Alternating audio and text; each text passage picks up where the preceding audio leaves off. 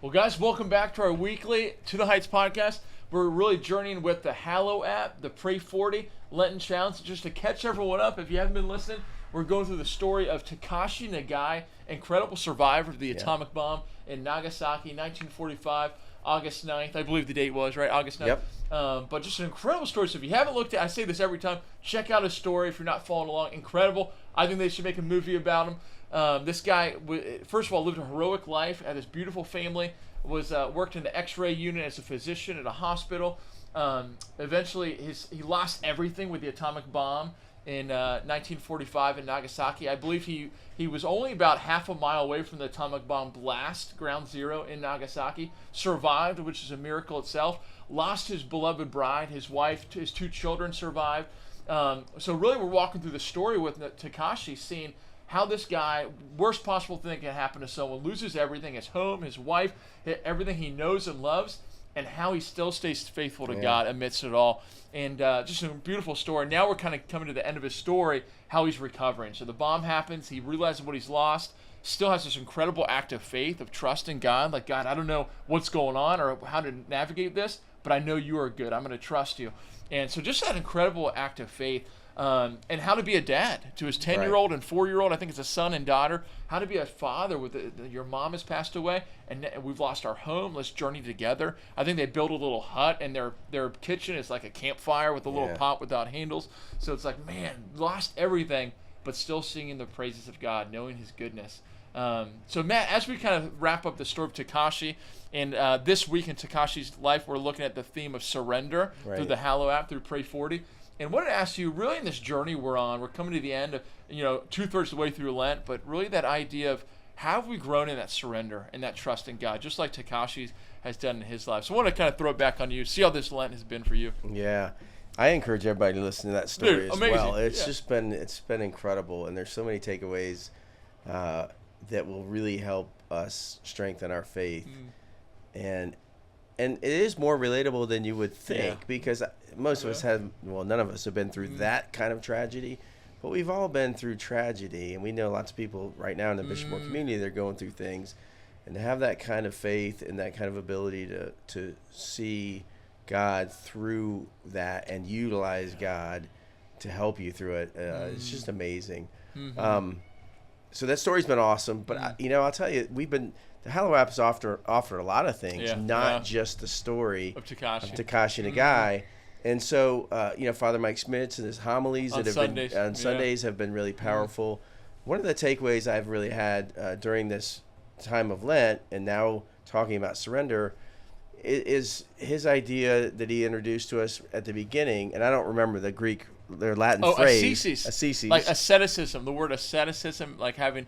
Really, the root word is training. Yes. Like asceticism often refers to fasting or penance. Right. But that training, quote unquote, that Father Mike keeps coming back to. Yeah, and that jumped out to me right away because training, coaching, athletics, all those things really kind of resonated with me.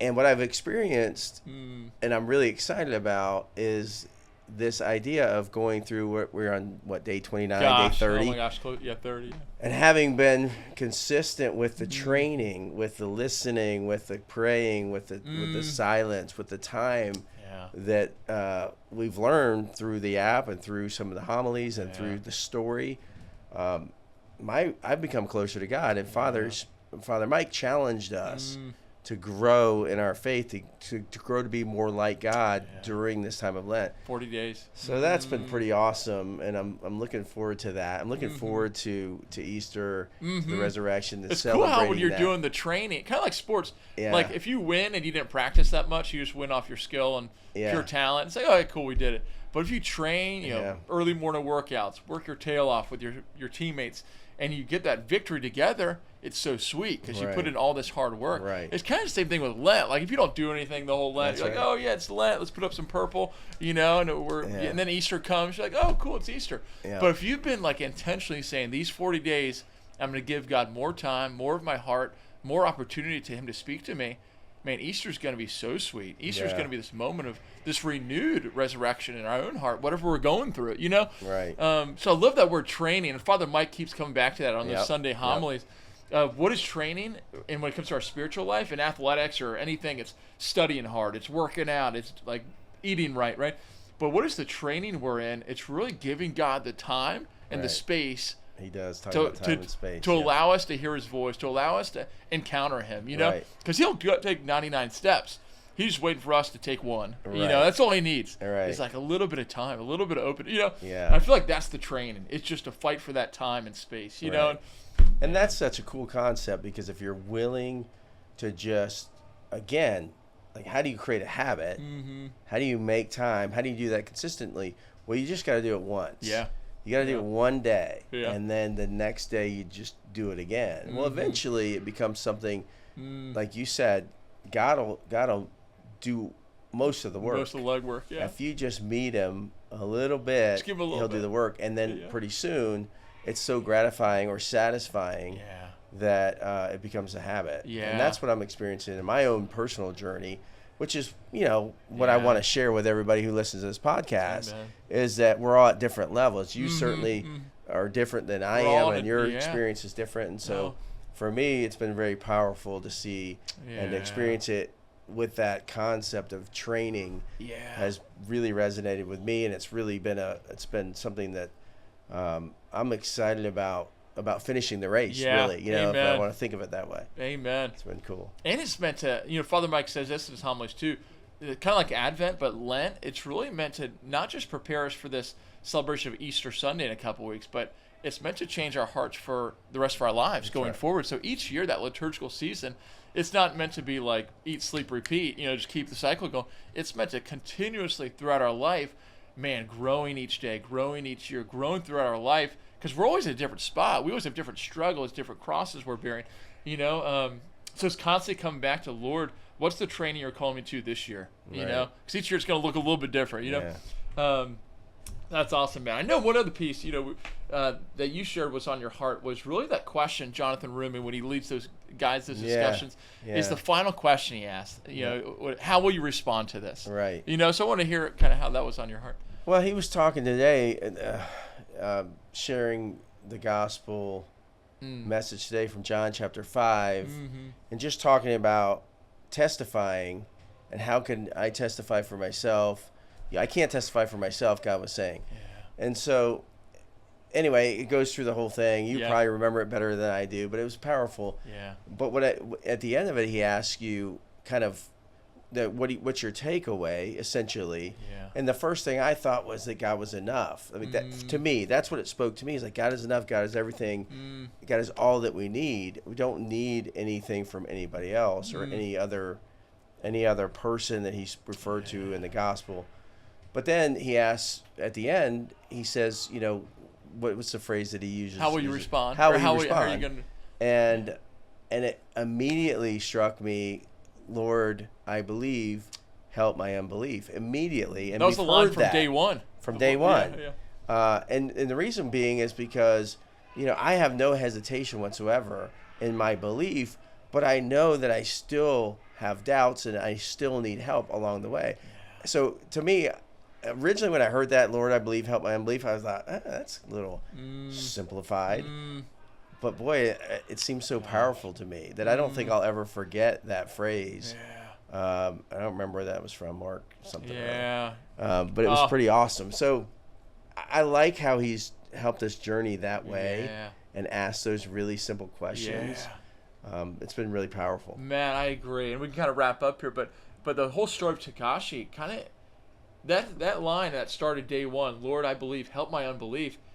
This journey with Takashi's life and Father Mike's homilies and the different things on Pray 40, it's really just opening up that one little verse more and more. Right. You think of Takashi's life. This guy, if anybody has a reason not to believe anymore, this guy, he lost everything.